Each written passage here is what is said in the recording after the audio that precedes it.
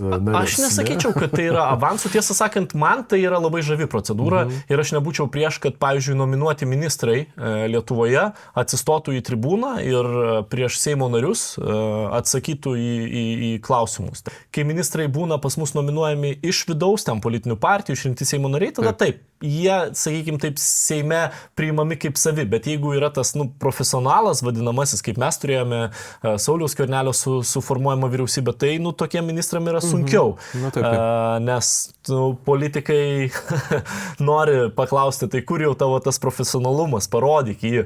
Ir ne tik profesionalumas ministras vis tiek turi būti ne tik profesionalas išmanyti sritį, bet jis turi būti ir politikas. Jis turi turėti galų gale viziją, suvokti, kaip veikia institucija, kaip veikia aparatas ir gebėjimą komunikuoti.